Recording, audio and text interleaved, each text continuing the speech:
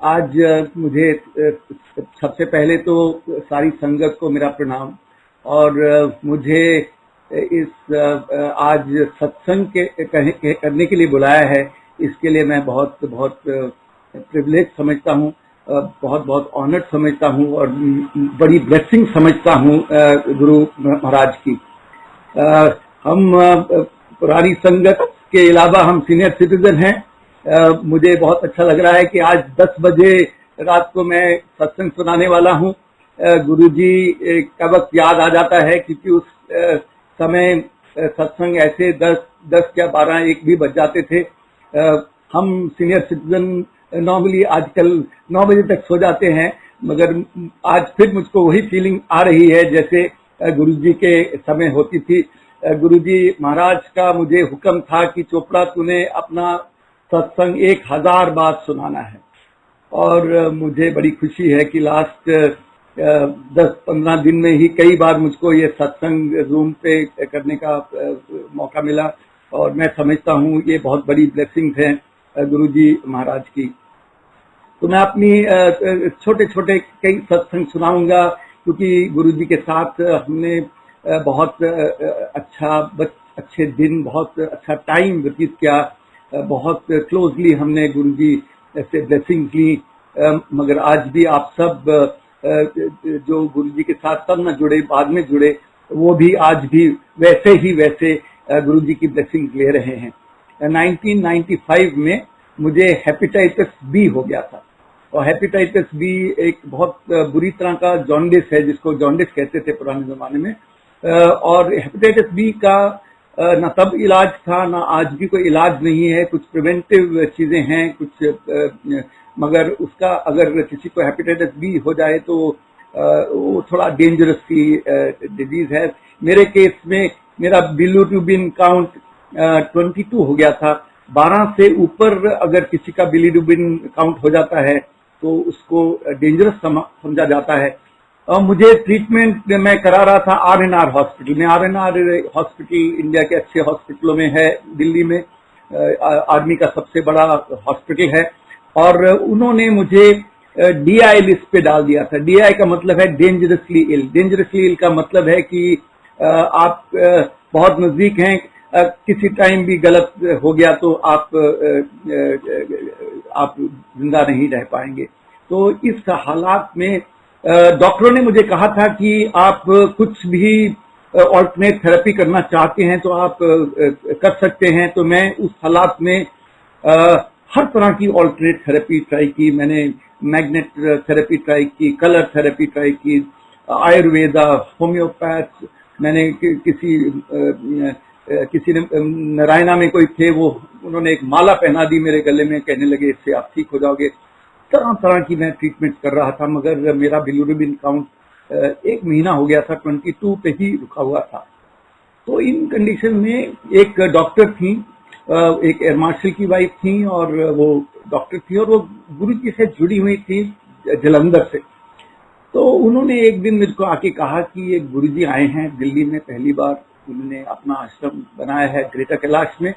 अगर आप ठीक समझो तो मैं आपको गुरुजी के यहाँ ले चलती हूँ। तो मैंने इंस्टेंटली उनको कहा कि नहीं, मैं चलूंगा। तो वो कहने लगी कि मैं शाम को अपनी स्टाफ कार लाऊंगी, 8:30 बजे हम निकलेंगे। हालांकि डॉक्टरों ने मुझे कह रखा था कि मैं अपने बेड को भी नहीं छोड़ना है मुझको, इतना मतलब रिस्की था उस कंडीशन में मेरे लिए। मगर मैं इमीडिएटली उनकी कार में 8:30 बजे बैठ गया, और हम गुरुजी के यहाँ ड्राइव किए ग्रेटर कैलाश में। बेसमेंट में था मंदिर गुरुजी का तब, और 5-6 स्टेप्स थी नीचे बेसमेंट में जाने के लिए। मैं वो स्टेप्स उतरा तो सामने सिंहासन पे बैठे थे गुरुजी। थोड़ी संगत थी उस जमाने में, मगर फिर भी हॉल थोड़ा भरा भरा लग रहा था। और जैसे मुझे कहा गया था, मैंने जाके गुरुजी के पांव छुए। ये जो 45 सेकंड्स का पीरियड था सीढ़ियां उतरते हुए और गुरुजी के पांव छूते हुए, मेरा फिजिकल आई कांटेक्ट गुरुजी के साथ बना हुआ था, और गुरुजी भी मेरी तरफ देख रहे थे। ज्यों मैंने गुरुजी के पांव छुए, गुरुजी ने अपना हाथ मेरे सिर पे रखा, चल चोपड़ा तेनू ठीक कर देता। तेरा कल्याण हो गया। I felt extremely blessed. मुझे बहुत अंदर से शांति सी मिली, जैसे गुरुजी ने बोला और जैसे उन्होंने मेरे सिर पे हाथ रखा और उसके बाद गुरुजी ने कहा जा उठे बैठ जा। Now my condition was such कि मैं ज्यादा बैठ नहीं सकता था, इस बॉडी की इतनी कमजोरी थी कि मैं थक जाता, तो मैं दीवार के साथ जाके बैठ गया और वो जो लेडी डॉक्टर जो मेरे को लेके गई थी वो मेरे साथ बैठी हुई। उसके बाद गुरुजी ने अमृत बनाना शुरू किया। जो नहीं जानते, स्टेनलेस स्टील के टम्बलर, उनमें पानी लाया जाता था, सेवादार लाते थे और गुरुजी अपनी सैंडलवुड की माला उसमें डाल के एक मंत्र बोलते थे और वो अमृत बन जाता था। तो उन्होंने वो अमृत बनाना शुरू किया और पहला ग्लास मुझे दिया। उसके बाद अमृत बनाते गए, लोगों को देते गए और ज्यों ज्यों मेरा ग्लास खत्म होता गया वो मेरे को और ग्लास देते गए।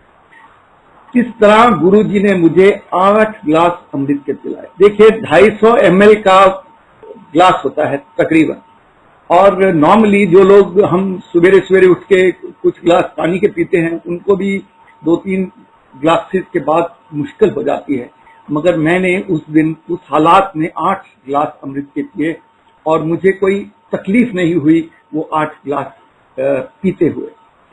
थोड़ी देर के बाद लंगर शुरू हुआ। उस जमाने में, आजकल तो हम 4 जने बैठते हैं और लंगर शेयर करते हैं, पर शुरू में लंगर 1 to 1 होता था। एक प्लेट लाके मेरे सामने रख दी गई थी। जब लंगर मेरे सामने रखा गया तो डॉक्टर ने मुझे बोला कि देखो मेरा फर्ज है डॉक्टर बताना कि इस लंगर के अंदर देसी घी पड़ा है और देसी घी आपको खाना मेडिकली क्लियर नहीं है, मगर डिसीजन आपकी है। तो मैंने कहा उनको कि नहीं मैं खाऊंगा। मैंने पूरा लंगर खाया। जब मैं अपनी दूसरी रोटी खत्म करने वाला था तो गुरुजी आके मेरे पास खड़े हो गए और गुरुजी ने अपने हाथ से मुझे एक रोटी और दी, कहने लगे खा ले। मैंने वो तीसरी रोटी भी खा ली।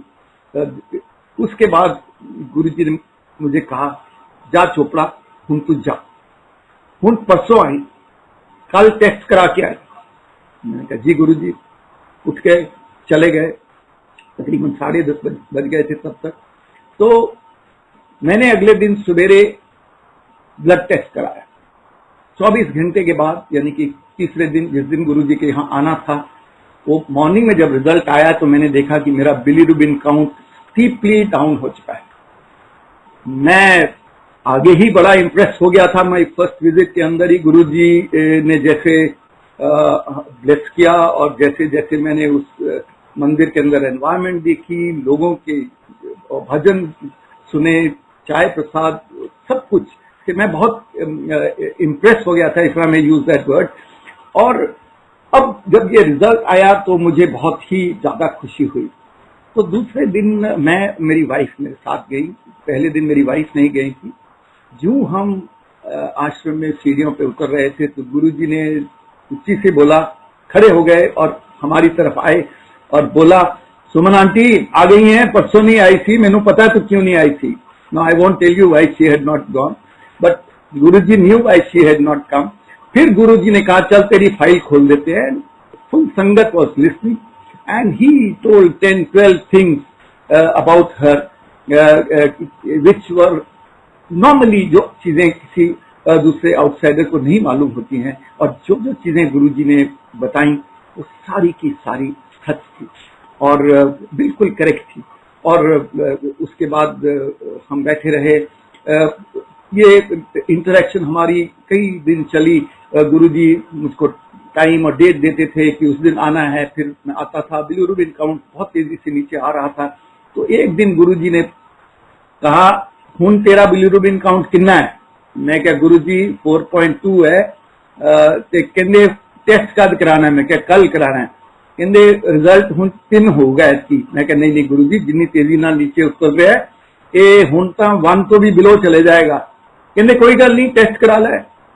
यू वॉन्ट बिलीव इट, मैंने जब टेस्ट कराया तो वो बिलीरुबिन काउंट एक्चुअली 3 था।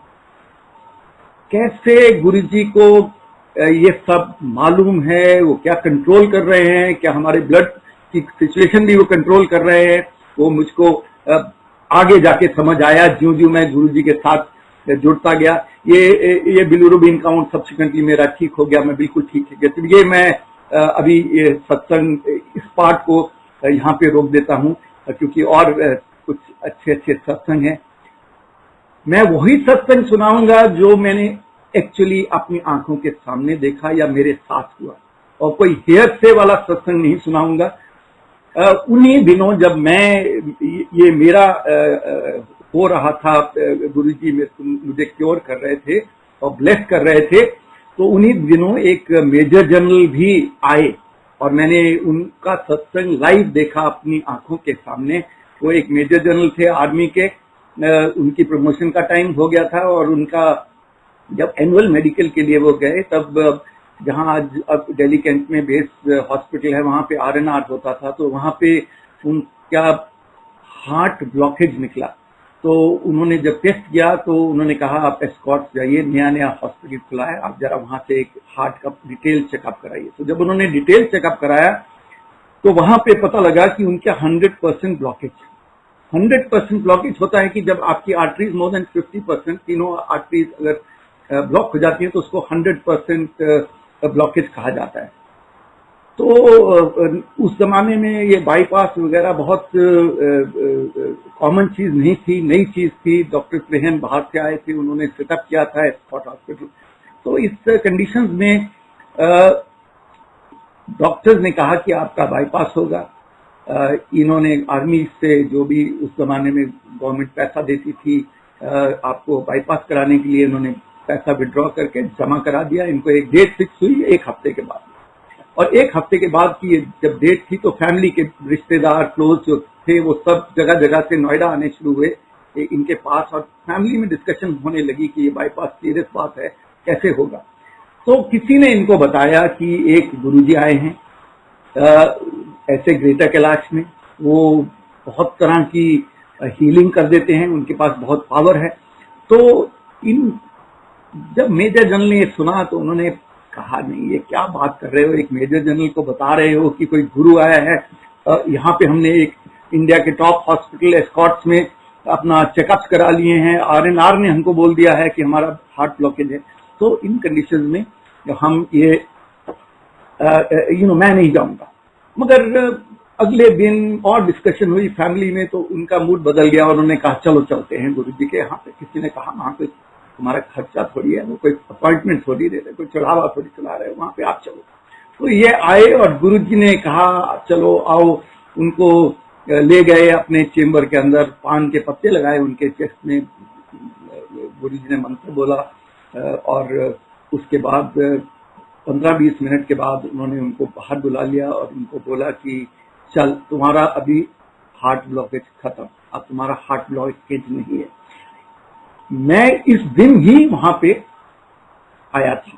तो ये अब मैं लिंक बता रहा हूं कि कैसे मैंने ये सारा सत्संग समझा। तो ये जनरल साहब को बोल दिया गया और कहा गया गुरुजी ने कि देखो फौजी हो, एडे बड़े अफसर हो, ते आपको हार्ट का चेकअप कराइए, तसल्ली करिए, अगर ब्लॉकेज है तो ऑपरेशन का आपका डेट बुक है, नहीं तो आपका कल्याण हो गया। तो ये मेजर जनरल जाते हैं, एस्कॉट्स वाले कहते हैं आप लोग क्या पागल हो गए हो, ये आप इतने बड़े अस्पतालों में घूम रहे हो और गुरुओं के नाम ले रहे हो। तो फिर भी उन्होंने कहा नहीं हम टेस्ट कराएंगे। उन्होंने कहा 10,000 एक्स्ट्रा लगेगा। इन्होंने कहा हम 10,000 देंगे, और उन्होंने 10,000 दिया। उन्होंने टेस्ट किया और टेस्ट में निकला 0 ब्लॉकेज। जब टेस्ट में 0 ब्लॉकेज निकला तो सारे डॉक्टर इंक्लूडिंग डॉक्टर प्रेहन वो सरप्राइज हो गए जब उनको पता लगा कि ये गुरुजी कौन है। ये सब गुरुजी के यहाँ आए। जिस दिन ये सब आए, कई डॉक्टर्स थे इसमें, मैं भी वहां था। तो कैसे गुरुजी ने जनरल साहब का कल्याण कर दिया। सारे जो एडवांस पैसे लेके उन्होंने बैंक इनको दिए थे एस्कॉट्स हॉस्पिटल को, वो पैसे सारे वापस हो गए, और उसके बाद जनरल साहब की जो तरक्की होनी थी एक्सेट्रा, वो सारा कुछ हो गया। वापस मैं एक अपने ही सत्संग पे वापस आता हूँ। मैं एयरफोर्स में एक फाइटर पायलट था, और भी गुरु जी के साथ जुड़े हुए थे एयरफोर्स के कुछ लोग, और उनमें से एक ट्रांसपोर्ट पायलट थे जो VVIP स्क्वाड्रन में एक छोटा जहाज उड़ाते थे, उनके CO थे। तो एक दिन उनका, सर्दियों के दिन थे, उनका मेरे को फोन आता है कि गुरुजी के यहाँ चलना है, वो जलंधर गए हुए हैं। मैंने कहा अरे बहुत बड़ी अच्छी बात है, चलो चलेंगे। तो कह रहे हैं कि मैं कोई ट्रेनिंग फ्लाइट के लिए जा रहा हूँ जलंधर, ये आदमपुर, उसके पास ही जलंधर है, हम उस सवेरे सवेरे चले जाएंगे, मैं अपनी ट्रेनिंग कर लूंगा, उसके बाद आप और मैं जाके गुरुजी के मिल के आ जाएंगे और दर्शन करके पाँव छू के मत्था टेक के आ जाएंगे। तो हमने कहा ठीक है। तो जिस दिन हमने जाना था उससे एक दिन पहले मैं किसी को जानता था जलंधर में, मैंने उनको बताया कि ऐसे ऐसे मैं आ रहा हूँ, हम 2 जने आ रहे हैं गुरुजी के यहाँ पे। तो उन्होंने गुरुजी को जाके बता दिया कि ऐसे वो जो 2 पायलट है वो दिल्ली से आ रहे हैं। तो गुरुजी ने जिस दिन हमने जाना था सवेरे ही अपनी संगत को, जो सवेरे संगत आती थी वहां पे, बता दिया कि मेरे 2 पायलट आने वाले हैं दिल्ली से। मगर हुआ क्या, हम जहाज में बैठ गए सवेरे 8 बजे, मगर विजिबिलिटी एकदम ड्रॉप कर गई पालम में, और उसके बाद विजिबिलिटी 0 हो गई, और वो विजिबिलिटी लो रही 12, सवा 12 तक। हम जहाज में बैठे हुए हैं, कोशिश कर रहे हैं अभी जल्दी खत्म हो जाए, विजिबिलिटी क्लियर हो जाए। मगर फाइनली जब विजिबिलिटी क्लियर हुई तो हम टेक ऑफ किए। तकरीबन सवा 12, 12:30 हो चुके थे। हम आदमपुर 1:30 बजे के करीब पहुंचे, और वहां से हम जब तक गुरुजी के यहाँ पहुंचे तो वहां 3, सवा 3 बज गए थे। गुरुजी का आश्रम में मॉडल टाउन और डिफेंस कॉलोनी के बीच में गुरुजी का वहां आश्रम है। तो जब हम पहुंचे तो गुरुजी रेस्ट कर रहे थे, कोई संगत भी नहीं थी, क्योंकि वो ऐसा टाइम था, खास संगत होती नहीं है, मगर फिर भी 3-4 लोग बैठे हुए थे। तो जब हम पहुंचे तो उन्होंने पूछा कि आप लोग दिल्ली से आए हो, आप लोग पायलट लोग हो? मैंने कहा हाँ। कहते सुबह से गुरुजी आपकी बातें कर रहे हैं। तो हम डर गए थोड़ा कि आज डांट पड़ेगी गुरुजी से, आफ्टर ऑल हमने तो बहुत अर्ली पहुंचना था। 4:15 के करीब गुरुजी अपने चेंबर से निकले, और हमने उठ के पांव छुए। आ गए हो, मैंने पता लग गया है क्यों आए हो, लेट आ गए हो, कोई गल नहीं, बड़ी लेट करता, चलो बैठो बैठो। And then the bhajans were going on, some satsangs were going on. And जब हम आदमपुर में लैंड किए थे तो हमको बेस कमांडर ने कह दिया था कि नाइट फ्लाइंग यहाँ पे आज क्लियर नहीं है, अगर आपको टेक ऑफ 6 बजे तक टेक ऑफ कर जाओगे तो आप जा सकते हो, नहीं तो आपको कल सवेरे जाना पड़ेगा। अब हम जब गुरुजी चेंबर से बाहर निकले थे तो 4:15 तो पहले ही हो चुके थे। तो जब 5 बजने वाले थे तो मैं अपनी घड़ी की तरफ देखने लगा। तो गुरुजी मेरी तरफ देख रहे थे, कह रहे हैं घड़ियां ना देखो, पहला लेट आए हो तो हुण जल्दी जा नहीं सकते। सो आई अंडरस्टूड, आई सेड नहीं गुरुजी जब तुसी हुक्म दोगे तब ही जावांगे। एंड वी अंडरस्टूड कि आज तो रात को टेक ऑफ नहीं हो सकती, तो इसलिए हम बैठेंगे। तो फिर चलते रहे, 8 बज गए। हमने सोचा अभी लंगर थोड़ी देर में शुरू होगा, जलंधर में थोड़ा लंगर पहले होता था। तो 8 बजे गुरुजी कहते हैं चलो चोपड़ा हुण तुसी जाओ। गुरुजी असी तो नहीं हुण जाना, असी तो हुण रात तक इत्थे रहना है, ते असी तो कल सवेरे ही जाना है उत्थों टेक ऑफ। तो उन्होंने कहा नहीं नहीं नहीं तुसी हुण जाओ। So we got a little confuse. तो गुरुजी ने अंदर से अपने सेवादार किसी को बोला, तो 2 डब्बे हम दोनों के लिए मिठाई के और एक हमारी वाइफ के लिए साड़ी उन्होंने हमको पकड़ा दी। गुरुजी की ब्लेसिंग ली, हमने पहुंच हुए और हम आदमपुर निकल गए। हम आदमपुर 9 बजे जब पहुंचे तो वहां पे हमको बेस कमांडर मिलते हैं और कहते हैं कि अचानक नाइट फ्लाइंग क्लियर हो गई है, दिल्ली से कोई ऑर्डर आया है, अगर आप जाना चाहते हो तो अभी नाइट में टेक ऑफ कर सकते। तो फाइनली हम तकरीबन 10 बजे टेक ऑफ किए, आदमपुर से 11 बजे पालम लैंड किया और 11:15, 1:30 बजे अपने अपने घरों में पहुंचे। देखिए मैं क्यों ये तरह तरह के सत्संग सुना रहा हूँ, कोई मेडिकल टाइप का सत्संग है, कोई डिफरेंट तरह का सत्संग है। कैसे गुरुजी ने 8 बजे हमें लंगर खाए बिना भेज दिया, क्योंकि गुरुजी ने फिक्स कर लिया था कि हमारी नाइट के लिए टेक ऑफ क्लियर हो जाएगी। ये एक बहुत डिफरेंट तरह का सिचुएशन है। फिर मैं बताता हूं कि गुरुजी के यहाँ पे बहुत वीआईपी आते थे। खैर वीआईपी तो गलत वर्ड है, क्योंकि मैं तो नहीं समझता कोई वीआईपी है इस दुनिया में, सब इंसान एक जैसे हैं। मगर जब भी ये काफी लोग वीआईपी, सो कॉल्ड वीआईपी आए, तो बड़ी बार गुरुजी ने मुझे कहा कि इनके साथ बैठ के इनको कहानियां सुना। तो मायावती, टीएन सेशन, भजन लाल, वीपी सिंह, बहुत लोगों के साथ गुरुजी ने मुझे बिठा के उनको कहते थे कहानियां सुना, मतलब है कि सत्संग सुना। और कई जिन्हें, जैसे टीएन सेशन है, वो बड़े पढ़े लिखे थे और उनकी बड़ी अपनी व्यूज थे। तो जब मैं उनको कुछ भी सुनाया तो उन्होंने बहुत क्वेश्चंस किए। मैंने कहा ठीक बात है, आपका हक बनता है, आप क्वेश्चन करिए, मगर मैंने उन सबको सत्संग सुनाए। और जब मायावती आई तो गुरुजी ने कहा इनको तो चेंबर में ही ले जा। तो मैं गुरुजी के चेंबर में उनके साथ बैठ गया। तो मायावती कहने लगी कि आप क्यों आए हैं? मैंने कहा मुझको गुरुजी ने हुक्म दिया है कि आपको सत्संग सुनाओ, और आपको हुक्म दिया है आप सत्संग सुने, तो मैं तो अपना हुक्म उनका पालन कर लूंगा, आपने सुनना है तो नहीं सुनना वो आपकी डिसीजन है। तो वो चुप हो गई।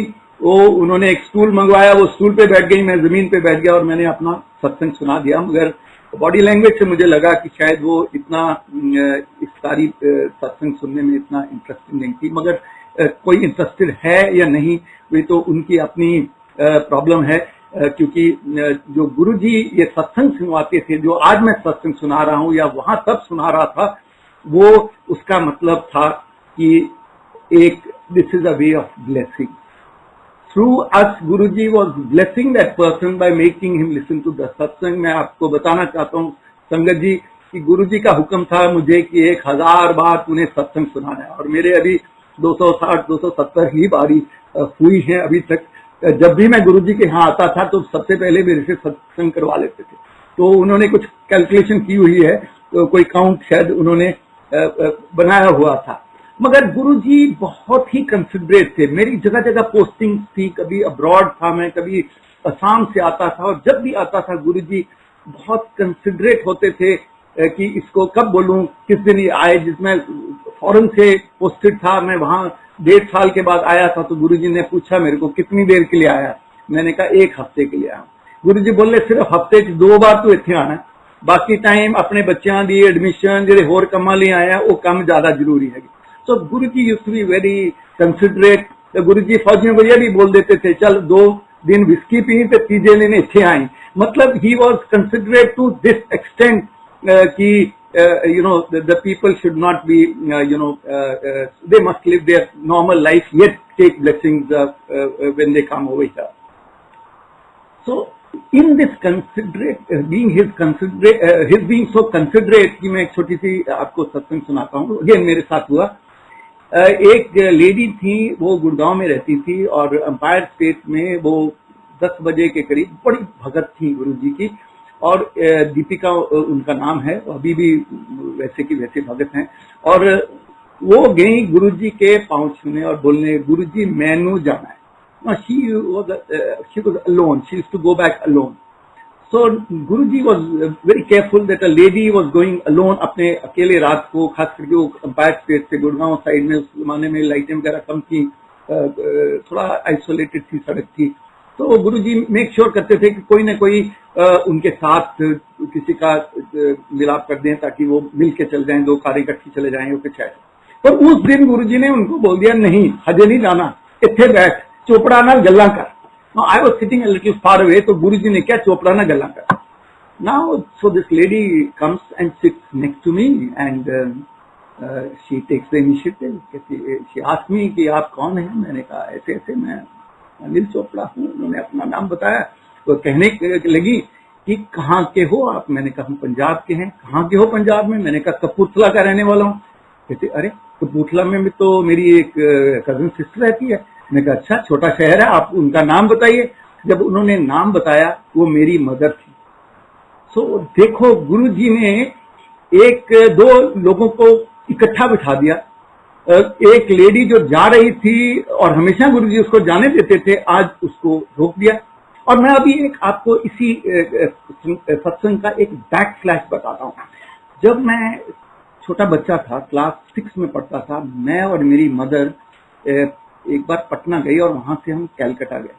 कैलकाटा जिस घर में हम रह रहे थे, तो वहां पे ये एल्डरली लोग आपस में बातें करते थे और उन बातों में एक लेडी का नाम, एक लेडी नहीं, उस जमाने में यंग गर्ल का नाम लेते थे कि कोई गोगो नाम की कोई लड़की है, और उसके बारे में बड़ी अच्छी अच्छी बातें बोलते थे।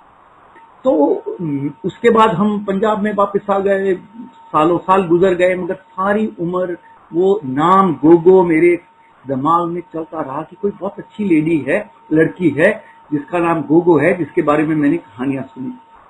और देखो वो जो लेडी मेरे साथ बैठी थी दीपिका, वो वही गोगो थी।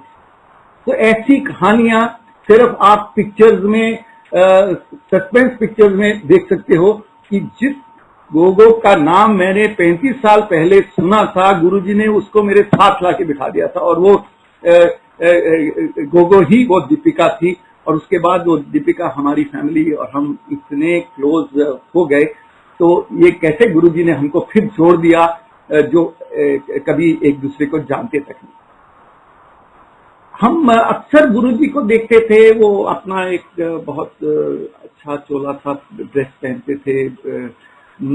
एक दिन मेरी वाइफ को सपना आया दोपहर के टाइम में कि गुरुजी आए उनके सपने में, और गुरुजी ने टी शर्ट पहन रखी थी।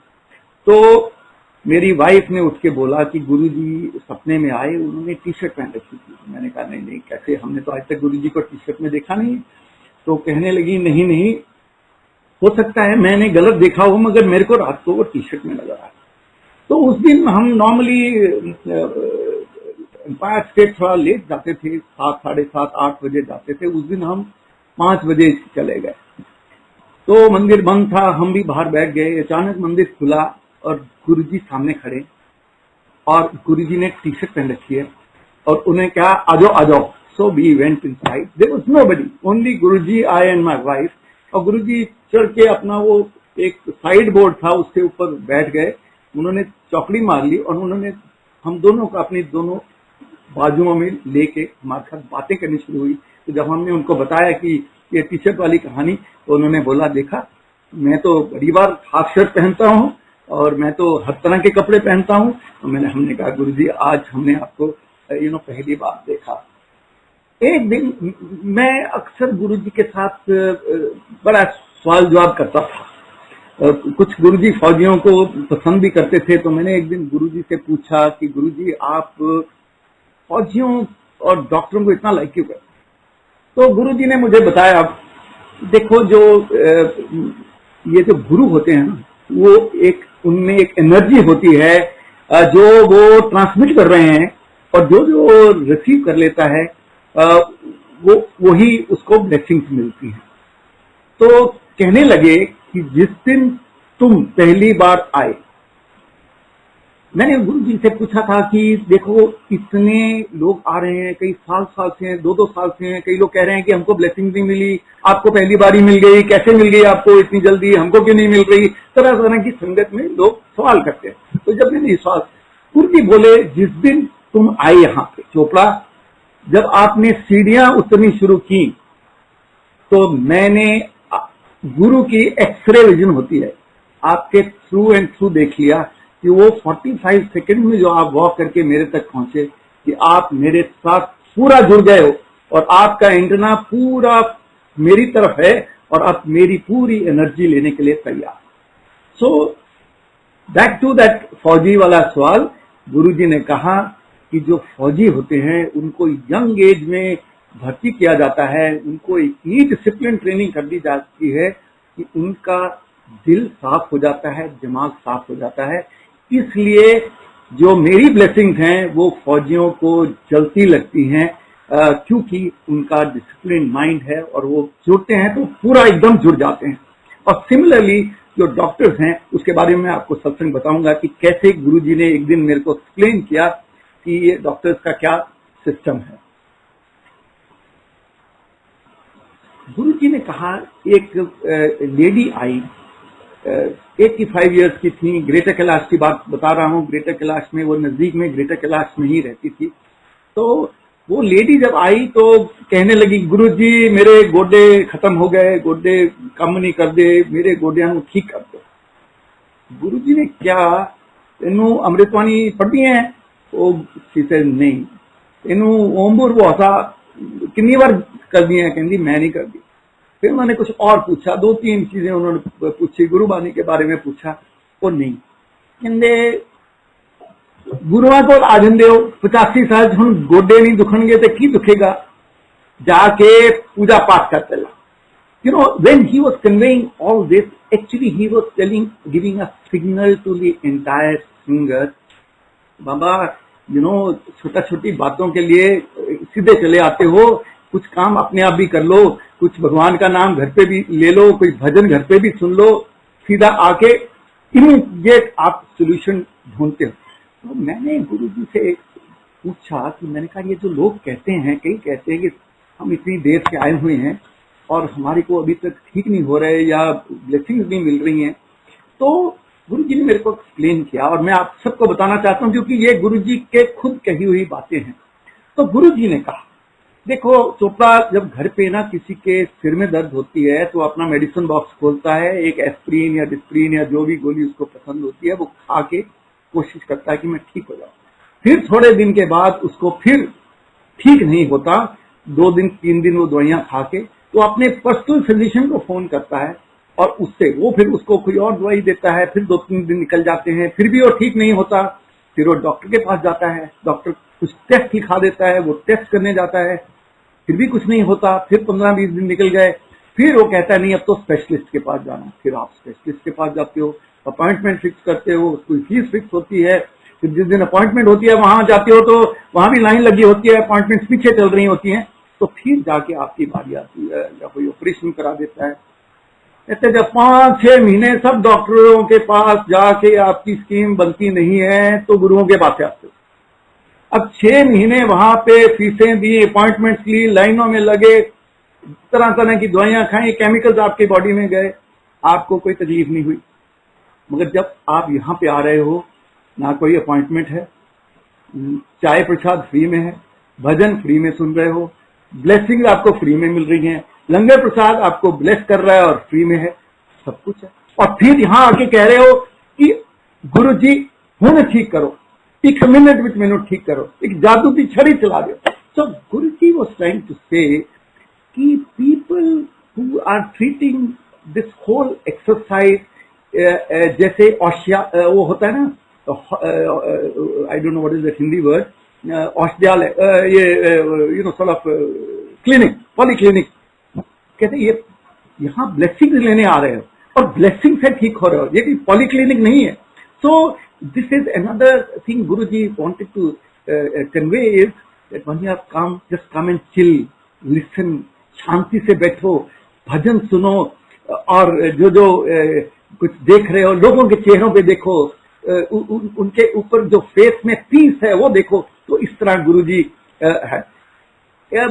कई बार मुझको गुरुजी ने कहा उनके पांव दबाने के लिए, बहुत लोगों को बोलते थे, मुझे तो कम, मुझसे ज्यादा बहुत लोगों से पांव दबाते थे, शोल्डर दबाते थे, हाथ दबाते थे, बाजू दबाते थे।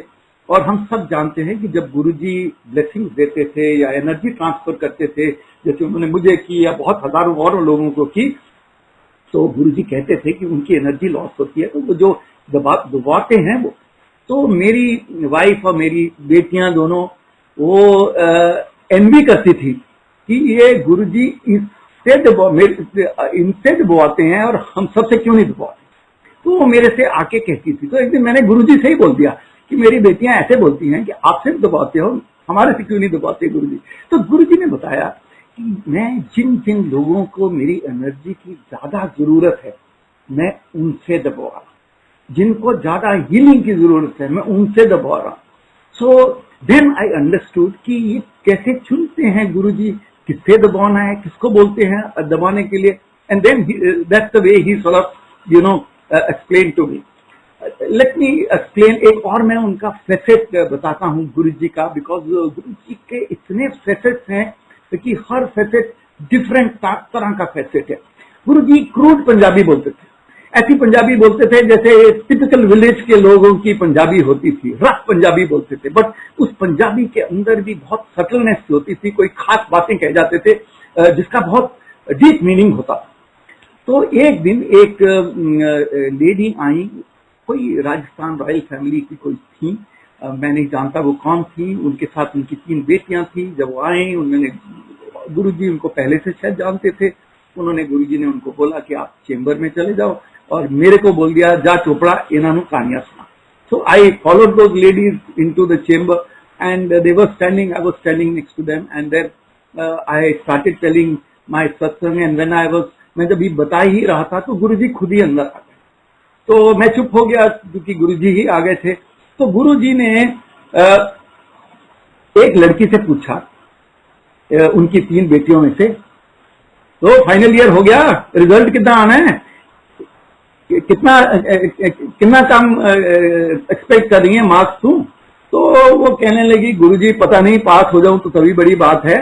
तो गुरुजी ने कहा, फाइनल ईयर था, चल मैं तेरे को सेकेंड ईयर दे, 3 सवाल पूछना है, इको ऑनर्स दे। No, eco honours is not a ordinary subject for anybody to know कि इको ऑनर्स सेकेंड ईयर में क्या सब्जेक्ट क्वेश्चन आ सकते हैं या फाइनल ईयर में क्या आ सकते हैं। इसके लिए तो कोई टीचर ही होना चाहिए।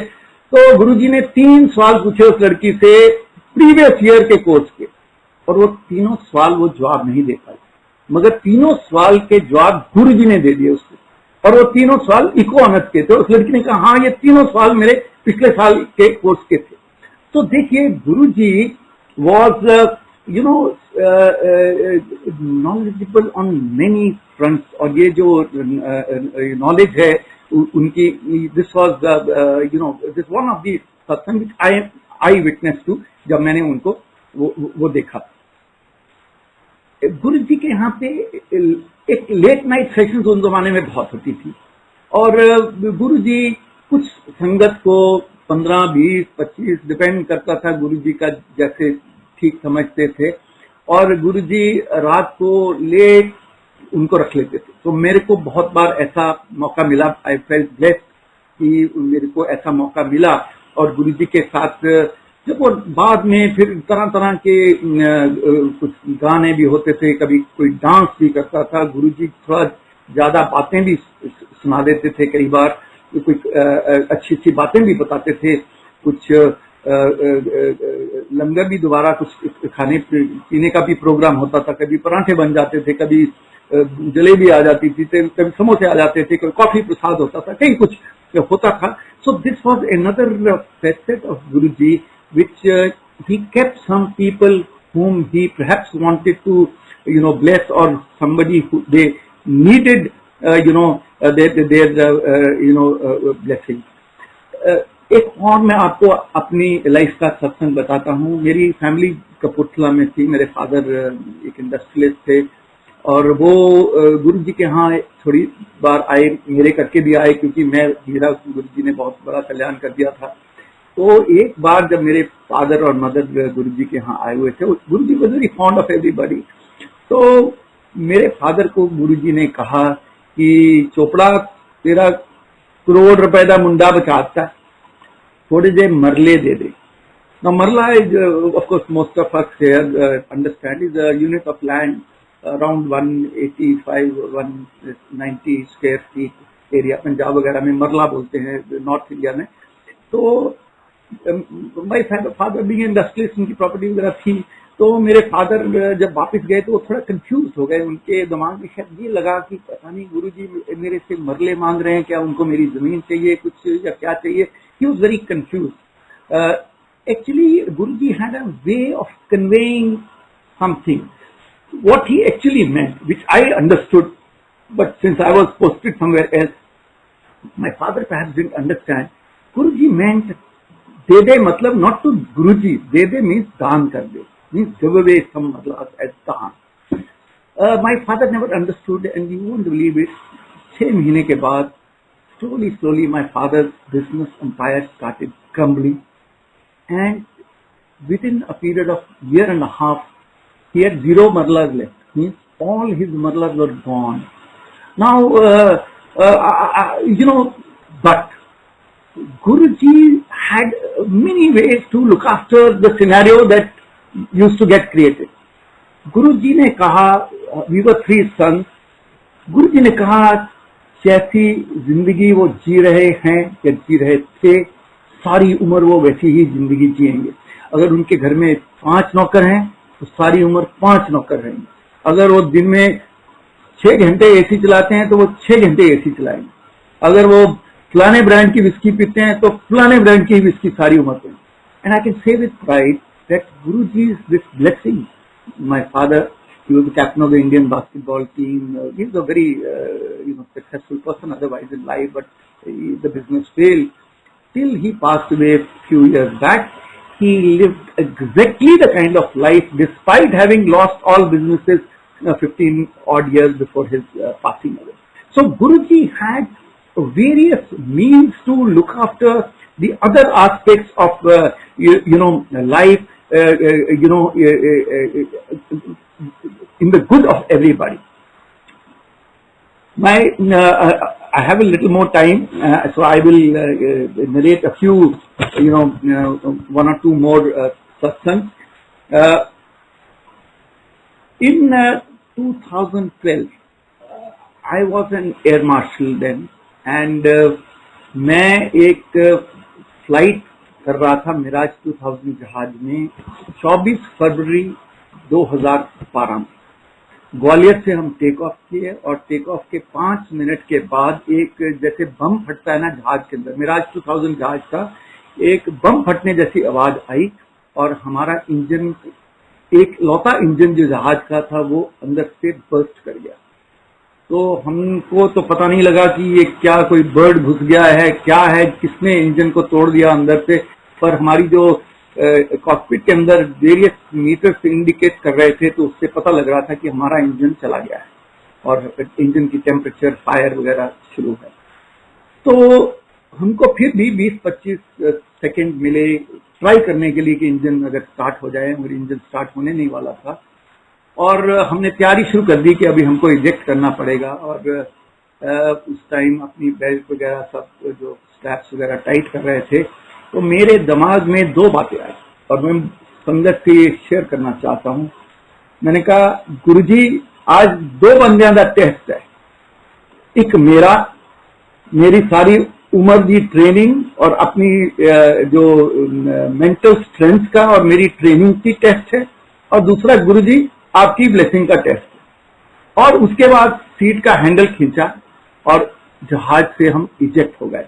और मैं आपको बताना चाहता हूं, जो इजेक्शन के बारे जानते नहीं है, कि ये जो इजेक्शन है इसमें आपकी जो सीट है वो इतनी तेजी से बाहर निकलती है कि जो नॉर्मल बंदा खड़ा है जो अर्थ के ऊपर, उसकी 1G उसके ऊपर फोर्स लग रही है, एक ग्रेविटी की फोर्स है, तो उस टाइम बॉडी में 28 गुना ज्यादा फोर्सेस लगती हैं।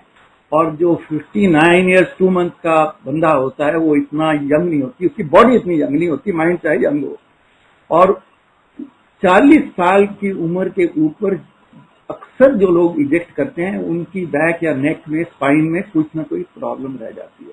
और देखो 2.5 सेकेंड में 19 कार्ट्रिज या रॉकेट फायर हुए उस इजेक्शन सीक्वेंस में। आज मैंने वीडियो एक लोड किया है ट्विटर पे कि इजेक्शन कैसे होती है, तो उसका एक वीडियो, कोई फॉर्म वीडियो है, उसमें मैंने ट्विटर पे आज डाला है। तो इस 2.5 सेकेंड के अंदर एक भी गलती हो जाए उस कार्ट्रिजेज में तो कहानी खत्म। मगर जब 2.5 सेकेंड के बाद पैराशूट खुल गया और मेरे बॉडी की फोर्स खत्म हो गई और मैं जो ब्लैकआउट में जा चुका था उससे मैं निकल आया, जो शांति आपके दिमाग में उस टाइम मिलती है, first thought that came to me again was blessings of Guruji. And you won't believe it, जो छोटी मोटी चोटें जरूर रहती हैं मगर आज भी सीधा चलता हूँ, सीधा खड़ा होता हूँ, गुरुजी की इतनी दया है। मैं ये आपको खुद का सत्संग बता रहा हूँ कि इतनी सारे वर्ल्ड में मेरे अलावा कोई एयर मार्शल आज तक इजेक्ट नहीं किया एक फाइटर जहाज। तो आप समझ सकते हैं कि गुरुजी मेरे को सारी उम्र में, सारी सर्विस के अंदर बहुत क्लोज शेव रही हैं। 10 ओकेजन ऐसे हुए हैं जब मैं मरता मरता बचा हूँ किसी न किसी एक्सीडेंट या इंसिडेंट में, मगर हर बार गुरुजी ने हाथ पकड़ लिया जब समय आया और मेरे को उन्होंने खड़ा कर दिया। और मैं I am extremely grateful to Guruji. And now just to wrap up whatever I have to say in my satsang, I want to tell the नई संगत, जो गुरुजी के साथ जुड़ गया उसका कल्याण हो गया। आप मंदिर आते हैं नहीं आते, कोविड आपको मंदिर में आने दे रहा है या नहीं आ रहा, आपके दिमाग में गुरुजी हैं। हमारे हर कमरे में गुरुजी की स्वरूप, गुरुजी की फोटो लगी हुई है। अगर आप उठ के भजन सुन रहे हैं, गुरुजी की सीडी, या तो यूट्यूब भरा पड़ा है गुरुजी के भजनों से, आपकी पेन ड्राइव भरी पड़ी है गुरुजी के भजनों के साथ। अगर आप सवेरे चाय भी बैठ के पीते हो तो गुरुजी की ब्लेसिंग्स लेके पीते हो, तो आपको, या आप सत्संग अटेंड कर रहे हो, आप दूसरों का सत्संग सुन रहे हो, आप सत्संग सुना रहे हो, हर चीज में गुरु जी की ब्लेसिंग्स हैं। कहते हैं ना, रफाल जो है वो ओमनी रोल एयरक्राफ्ट है, और गुरु जी ओमनी प्रेजेंट गुरु जी हैं। हर जगह गुरु जी प्रेजेंट हैं, हर जगह हम सबको ब्लेसिंग मिल रही हैं। 1-to-1 कांटेक्ट कनेक्ट बनाना गुरु जी के साथ, ये मैं इसलिए रिपीट कर रहा हूं क्योंकि जब मेरी लाइफ की गुरु जी के साथ मैं जब जुड़ा, तब भी मेरा यही स्टार्ट ही यही था, 1-to-1 कांटेक्ट, आई कांटेक्ट के साथ मैं गुरु जी के यहाँ गया था जब पहली बार गया था। अब भी मैं कहीं भी बैठता हूँ और गुरु जी का स्वरूप या फोटो या फ्रेम में लगी हुई है कहीं, तो मैं उनकी आंखों में देखता हूँ, तो मुझको लगता है कि उनकी आंखों में से एक रेडार की वेव आ रही है जो मेरे पे आएगी और गुरु जी की ब्लेसिंग्स मुझे मिलेंगी। मैं बहुत बहुत शुक्रगुजार हूँ कि मुझको आप लोगों ने ये सत्संग करने का, गुरु जी की ब्लेसिंग्स लेने का फिर से एक मौका दिया। एंड बस मेरा ख्याल तकरीबन मैंने जो कहना था गुरु जी के बारे में, I think that is I have said. And मैं तो हाथ जोड़ के बैठा हूँ, हालांकि हमारा वीडियो ऑन नहीं है और ये वीडियो सत्संग नहीं है, मगर जब भी मैं सत्संग करता हूँ तो हाथ मेरे जुड़े होते हैं। जैसे कि हम गुरु जी के यहाँ आश्रम में जब भी जाते थे तो हाथ जोड़ के बैठे रहते थे, क्योंकि that is the best way of paying respect. And we pray that ये कोविड सबके लिए ठीक रहे, कोविड की किसी को तकलीफ ना हो, गुरु जी की ब्लेसिंग बनी रहें, मंदिर जल्दी खुलें, हम वापस गुरु जी के यहाँ मंदिर की लाइनों में लगे। मैं एक और बात बताना चाहता हूँ, क्योंकि ये नई संगत है, जब तक कोविड नहीं था तो जब हम बड़े मंदिर जाते थे, पुराने जमाने में तो एम्पायर स्टेट में या ग्रेटर कैलाश में कार जहां मर्जी खड़ी कर सकते थे और वॉक इन कर जाते थे, मगर अब तो मेन रोड पे दूर दूर पार्किंग मिलती है। मगर हम पुरानी संगत भी बहुत खुशी से दूर पार करते हैं, वहां से वॉक करते हैं, फिर कोई बस या कार में हमको ले जाता है। जो हम बस या कार के अंदर बैठते हैं, मैं एकदम सत्संग सुनाना शुरू कर देता हूँ। मुझको लगता है वो जो 2.5 मिनट या 3 मिनट की ड्राइव है from the main road to the बड़ा मंदिर, उसमें भी कई लोग 80% मैं देखता हूँ कई बार बिल्कुल फर्स्ट टाइमर्स होते हैं और कुछ बहुत नई संगत होती है। उनको जब पता लगता है कि इस बस के अंदर एक ऐसा है जो गुरुजी के साथ ऐसे इतने साल जुड़ा रहा है, तो वो एक ब्लेसिंग की लहर उस बस के अंदर चलती है। लंगर प्रसाद भी जहाँ खा रहे होते हैं, 3 नए लोग होते हैं, चौथा मैं होता हूँ। मैं और मेरी वाइफ कोशिश करते हैं कि हम सेपरेट लोगों के साथ बैठ जाएं, ताकि हम उनके साथ जो छोटी छोटी बातें भी कर सकते हैं, उससे भी हम एक दूसरे के साथ ब्लेसिंग शेयर कर रहे हैं। गुरुजी कहते थे लाइना लगनी है, हजे देखी चोपड़ा अगे जाके की होना है। Used to tell this to everybody, not to me in particular, कि अगे अगे जाके देखियो कितनी कितनी लंबिया लाइना होगी।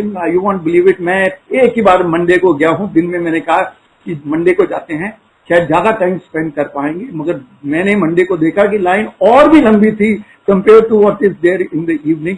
सो वही जो गुरुजी कह रहे थे कि लंबी लंबी लाइनें लगनी है, और लंबी लंबी लाइनें लग गई। देखिए, जब गुरुजी फिजिकल फॉर्म में थे, बड़े बड़े लोग आते हैं, बड़े बड़े लोग समझते हैं कि गुरुजी के साथ जुड़ने से कोई हमारा वैसे भी कल्याण होगा, कोई तरक्की होगी, कोई प्रमोशन हो जाएगी, हमारा बिजनेस बड़ा हो जाएगा।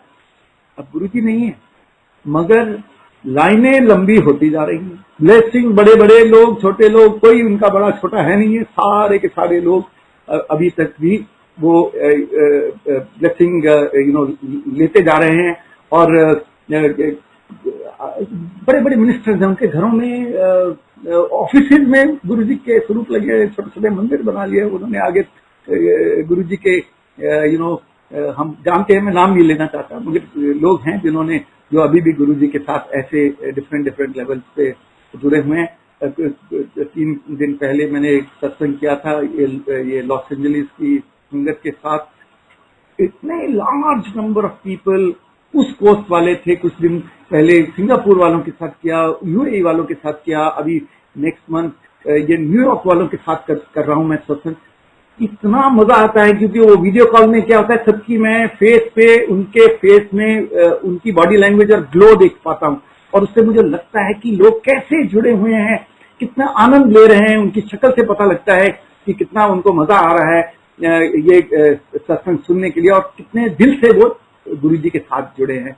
इन थोड़ी सी बातों के साथ मैं आज्ञा लेता हूँ, गुरु जी की परमिशन लेता हूँ, दोनों हाथ जोड़ के बैठा हूँ, और बहुत बहुत धन्यवाद, बहुत बहुत शुक्रिया मुझे ये सत्संग करने का मौका दिया। धन्यवाद, धन्यवाद।